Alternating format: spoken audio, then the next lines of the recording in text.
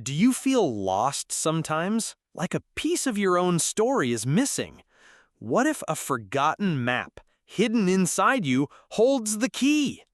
Today, we crack open the vault of the human mind, diving into what Carl Jung knew about your inner world that most people never discover. Get ready to see yourself and everyone around you in a startlingly new light. Do you feel lost sometimes, like a piece of your own story is missing? What if a forgotten map, hidden inside you, holds the key? Today, we crack open the vault of the human mind, diving into what Carl Jung knew about your inner world that most people never discover. Get ready to see yourself and everyone around you in a startlingly new light. Imagine a grand, ancient library, not made of books, but of experiences. This is your personal mind. Now, picture a secret wing in that library, tucked away in the shadows, filled with dusty, unread tomes. These are the parts of you, good and bad, that you've pushed away, denied, or simply forgotten. Jung called this your shadow. Think of it like this. Every time you say, "I could never do that," or "I hate people who are so XYZ," you are likely pointing a finger at a part of your own unacknowledged shadow. We see in others what we deny in ourselves. For example, maybe you secretly envy someone's confidence, but you tell yourself they're just arrogant. That arrogance you see might be your own suppressed desire to be more outspoken. This isn't about being evil, it's about being whole. When we ignore our shadow, it doesn't just disappear. Instead, it acts out in ways we don't understand, sometimes even sabotaging our own lives. It's like having a ghost in your personal library, rattling chains and knocking books off shelves, and you can't figure out why. One woman I knew, we'll call her Sarah, always complained about her boss being overly controlling. She'd rant for hours about how he micromanaged every detail. But Sarah, in her personal life, struggled immensely to delegate tasks even to her own family. She'd insist on doing everything herself, convinced no one else could do it right. Her boss's perceived control was a mirror reflecting her own unacknowledged need for control. Once she recognized this, her frustration with her boss lessened, and she started finding ways to trust others more in her own life. This wasn't about excusing her boss's behavior, but about understanding her own reaction to it. It showed her where her own growth lay. The persona, your social mask. Now, step out of that secret wing and into the grand entrance hall of your mind's library. Here, you greet visitors. You present a certain image. This is your persona, the mask you wear for the world. It's not necessarily false, but it's not the whole truth either. Think of a lawyer in a courtroom, stern and composed, but at home he's a goofy dad who tells silly jokes. Both are real, but the persona is the one he shows to clients. We all have multiple personas. You have one for work, another for your best friends, one for your family. This is normal. The problem arises when we get so caught up in our persona that we forget who we truly are beneath it. It's like an actor who never takes off their costume even after the play ends. They start to believe the costume is them. We might feel we have to be constantly happy, constantly strong, or constantly in control, even when we're crumbling inside. This can lead to a deep sense of unfulfillment, a feeling that something essential is missing.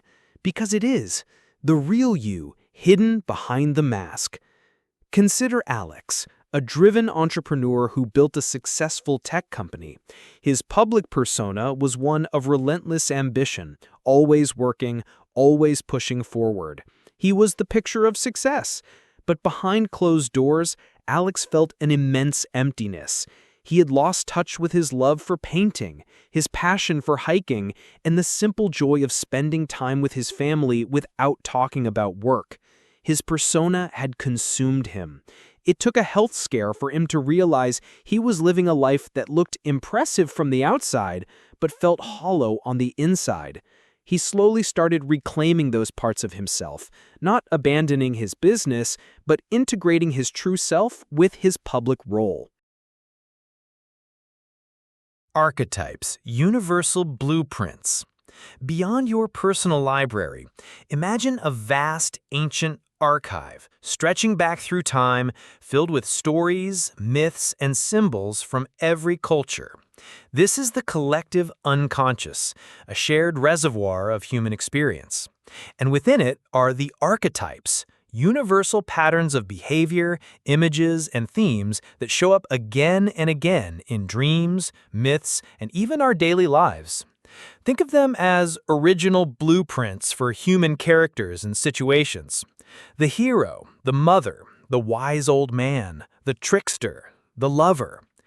You don't learn these, you're born with the potential to express them. They influence our behavior, our beliefs, and our understanding of the world without us even knowing it. For instance, the hero archetype drives us to overcome challenges, to strive for something greater.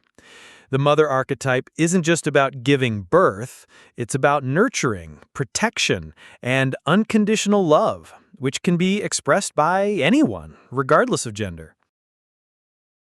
One common archetype is the anima, the feminine principle in men, and the animus, the masculine principle in women. Jung believed that inside every man is a hidden feminine side, and inside every woman a hidden masculine side. When we acknowledge and integrate these inner opposites, we become more whole.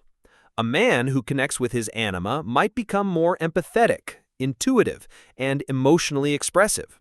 A woman who integrates her animus might become more assertive, logical, and decisive. Ignoring these inner figures can lead to imbalance.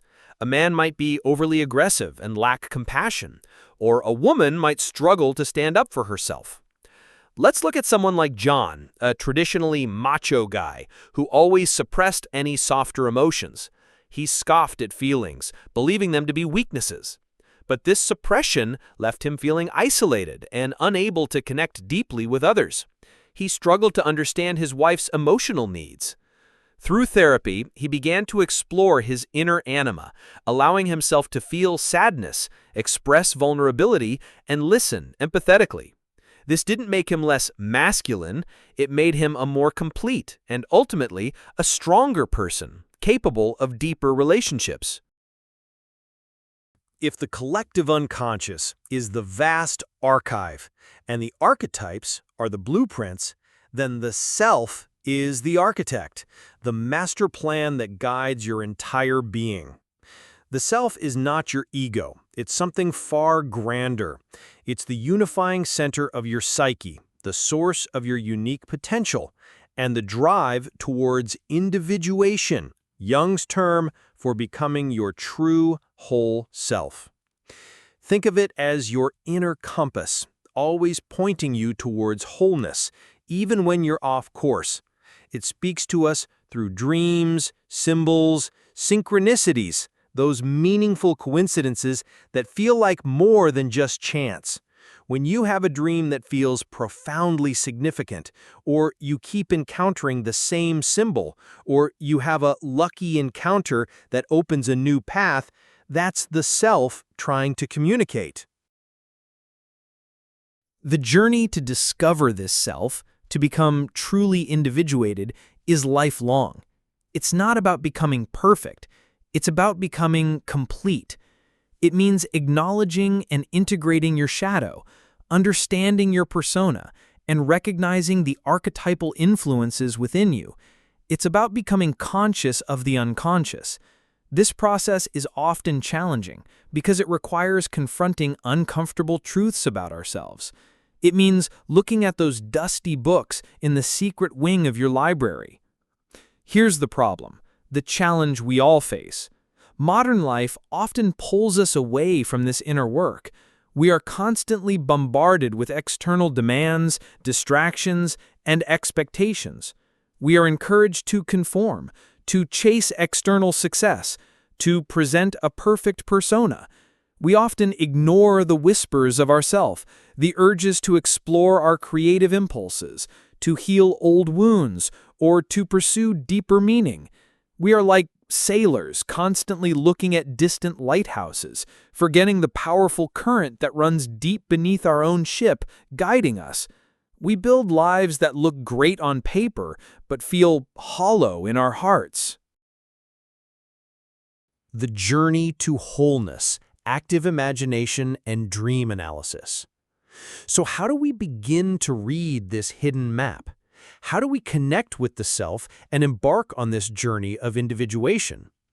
Jung offered powerful tools, two of the most significant being active imagination and dream analysis. Active imagination is not just daydreaming, it's a conscious practice of engaging with images, characters, or feelings that arise from your unconscious. Imagine you have a recurring dream figure that scares you. Instead of running from it, you invite it to sit down and have a conversation. You ask it what it wants, what it represents. This takes courage, but often the frightening figure transforms into something helpful or reveals a hidden strength within you. It's like stepping into your own internal story and becoming an active participant, not just a passive observer. By actively engaging with these inner figures, you integrate them into your conscious awareness, making your psyche more whole.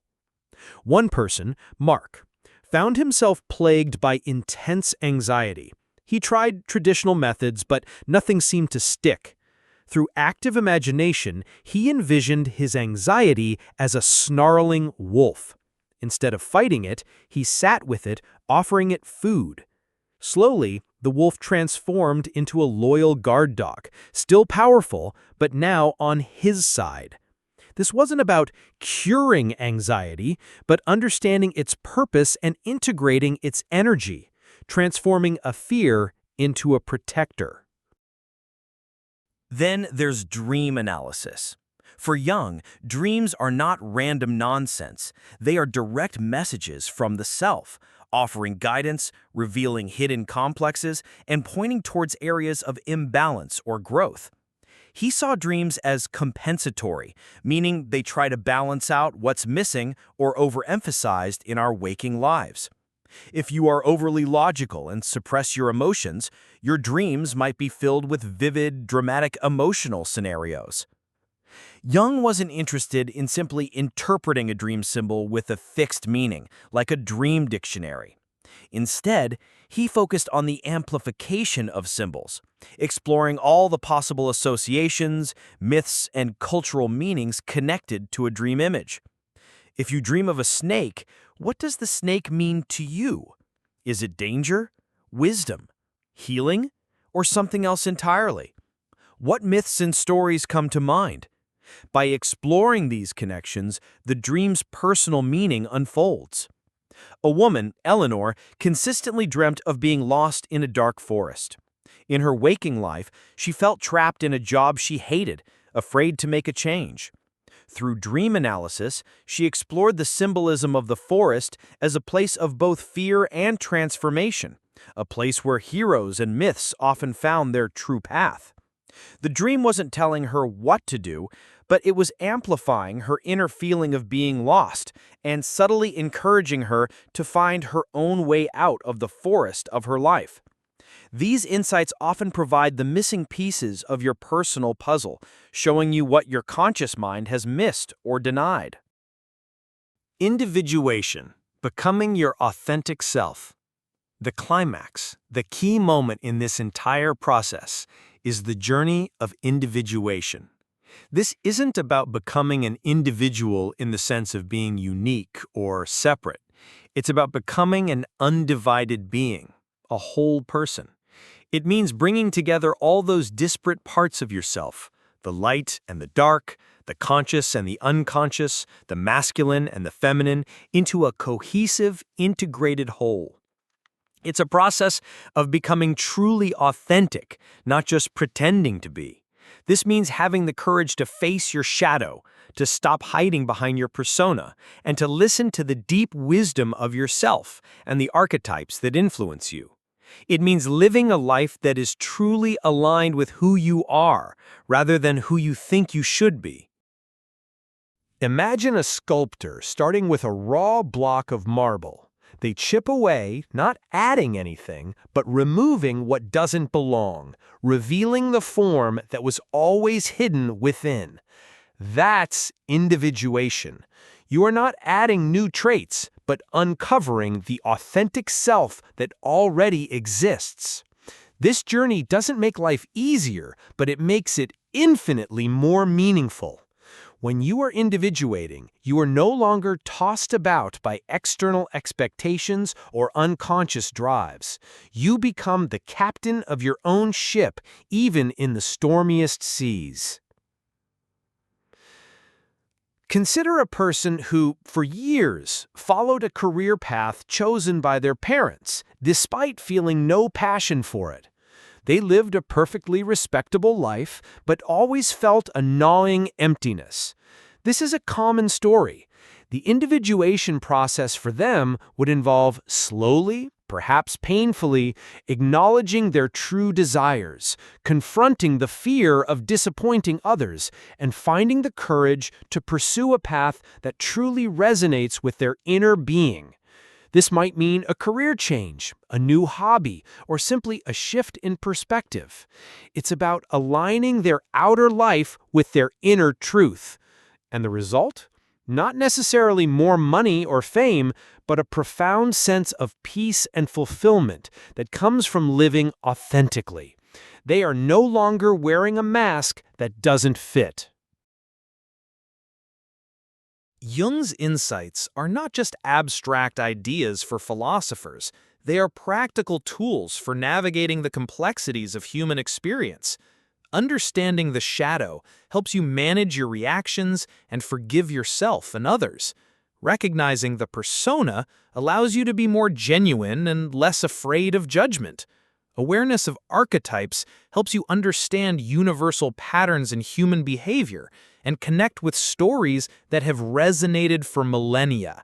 And embracing the journey of individuation offers a roadmap to a more meaningful, integrated, and authentic life.